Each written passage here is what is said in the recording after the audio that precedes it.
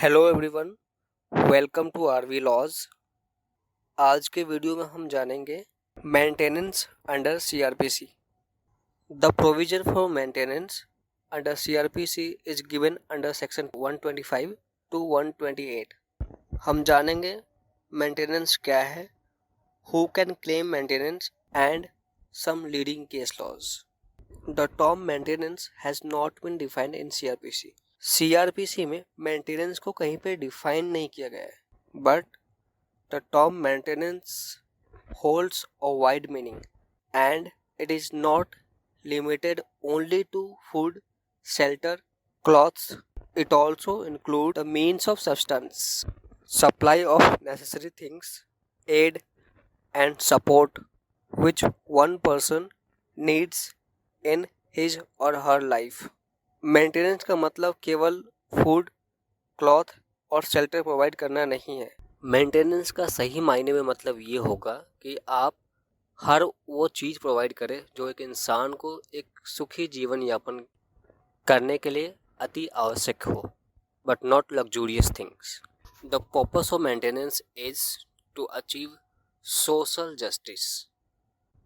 In the case of Nanak Chandra versus Chandra Kishore, the Supreme Court held that provisions contained in section 125 to 128 are applicable to all persons belonging to all religions and have no relationship with personal laws of the parties.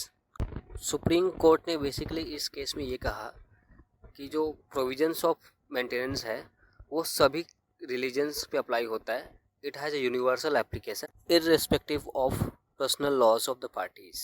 For example, अगर कोई व्यक्ति भले ही वो मुस्लिम हो, सिख हो, ईसाई हो, Christian हो, पारसी हो या हिंदू हो, वो सेक्शन 125 में मेंटेनेंस क्लेम कर सकता है, कर सकती है। उससे उसके पर्सनल लॉज और रिलीजन्स का कोई मतलब नहीं है। The main purpose of section 125 is to provide a social equality and justice to wife, children and parents and whoever who is unable to maintain themselves. It is a social legislation. Section 125 जो है वह एक social legislation है and जो proceedings है section 125 के वो civil in nature है and the jurisdiction of magistrates are not strictly of a criminal nature. Now let's talk about who can claim maintenance under section 125 of CrPC.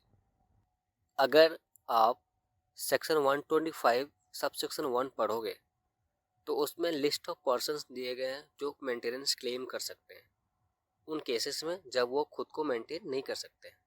The first person who can claim maintenance is wife. Second is legitimate और illegitimate minor child. जो legitimate या illegitimate minor बच्चा है, चाहे उसकी शादी हो चुकी है या नहीं, वो मेंटेनेंस क्लेम कर सकता है. थर्ड, लेजिटिमेट और इलेजिटिमेट मेजर चाइल्ड. अगर वो मेजर चाइल्ड खुद को मेंटेन नहीं कर सकता किसी रीजन से, जैसे कि हैंडीकैप्ड हो, विकलांग हो, मतलब मेंटली सही नहीं हो, बट मेजर, लेजिटिमेट और इलेजिटिमेट चाइल्ड जो है उसमें मैरिड डॉटर काउंट नहीं होती है. Fourth and the last is father and the mother. In the case of Savita Vain versus State of Gujarat 2005, the Supreme Court in this case held that the term wife means legally wedded wife. Like in the case of Hindu, a second wife cannot claim maintenance. And the wife means the divorced wife also, as provided in the explanation B of section 125. Basically Savita Ben versus state of Gujarat में supreme court ने ये कहा कि जो wife है, wife का मतलब ये हुआ कि जो लीगली वेडेड हो, एक लीगल तरीके से शादी हुई हो वो, एंड केसेस में जो सेकेंड वाइफ है वो क्लेम नहीं कर सकती मेंटेनेंस, क्योंकि बाइगेमी अलाउड नहीं है। एंड वाइफ का मतलब ये भी हुआ कि जो आपकी डिवोर्स्ड वाइफ है वो भी वाइफ में इंक्लूड होती है, अनलेस कि जो वाइफ है डिवोर्स्ड वाइफ वो दोबारा शादी ना कर चुकी हो।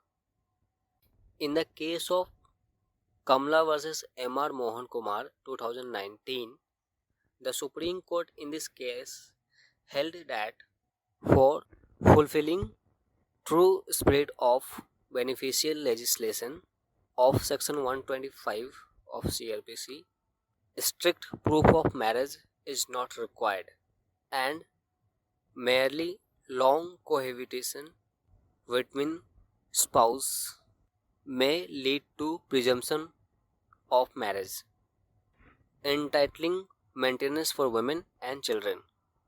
Basically, in the case of Kamla versus M.R. Mohan Kumar 2019 में सुप्रीम कोर्ट ने ये कहा कि जो स्पिरिट है सेक्शन 125 का वो है एक सोशल लेजिस्लेशन, एंड इसको फुलफिल करने के लिए जो मैरिज का प्रूफ होता है वो स्ट्रिक्ट प्रूफ ऑफ मैरिज नहीं चाहिए।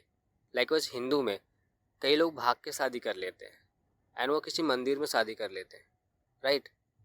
ऑल्सो कुछ लोग शादी करते हैं अच्छे तरीके से, बट वो लोग कभी रजिस्टर नहीं करते। इसका मतलब ये तो नहीं होगा उन्होंने कभी शादी नहीं की। तो एक स्ट्रिक्ट प्रूफ नहीं चाहिए, बस ये चाहिए कि आप पति और पत्नी बहुत दिनों से साथ में रह रहे हो और आप दोनों के बीच में एक म्यूचुअल अंडरस्टैंडिंग हो एंड एक लॉन्ग कोहेबिटेशन इस्टेब्लिश होती हो। लॉन्ग कोहेबिटेशन का मतलब होता है when the wife and the husband are in a mutual sexual intercourse since a long time। पति पत्नी एक दूसरे के साथ रह रहे हो बहुत दिनों से एंड उनका पर्पस हो साथ रहने का। In the case of doctor Swapan Kumar Banerjee versus state of West Bengal 2019, the Supreme Court in this case held that a wife who has been divorced by her husband on the ground that the wife has deserted him is entitled to claim maintenance under section 125 CRPC। Basically supreme court ने इस case में ये कहा है, अगर husband ने अपने wife को डिवोर्स दे दिया हो केवल इस ग्राउंड पे कि उसकी वाइफ ने उसे छोड़ दिया है, उन केसेस में वाइफ जो है मेंटेनेंस क्लेम कर सकती है। प्रीवियसली केस में like in the case of Kamala versus M.R. Mohan Kumar हम लोगों ने डिस्कस किया था that a strict proof of marriage is not required for the maintenance. तो आप लोगों के दिमाग में ये सवाल जरूर आया होगा कि क्या लिव इन रिलेशनशिप जो है केसेस में जो पार्टनर है फीमेल पार्टनर है वो मेंटेनेंस क्लेम कर सकती है। So maintenance in the case of live in relationship और marriage like relationship. In the case of D. Veluswamy versus D. Pachayamal, the Supreme Court in this case introduced a new approach and held that a woman who is in a marriage-like relationship, though not legally married, can claim maintenance. The court held that not all live-in relationships will amount to a relationship in a nature of marriage. Relationship in nature of marriage must fulfill following conditions. First, the couple must hold themselves out to society as akin to spouses. Second, they must be of legal age to marry. Third, they must be otherwise qualified to enter into a legal marriage. Fourth and the last, but not the least, they must have voluntarily cohabited for a significant period of time. In conditions का मतलब ये हुआ, the first condition जो दिया है, जो couple must hold themselves out to a society as akin to spouses, का मतलब हुआ कि जो कपल है सोसाइटी में as a husband and wife की तरह बिहेव कर रहे हो या हस्बैंड एंड वाइफ की तरह रह रहे हो फॉर अ लॉन्ग टाइम।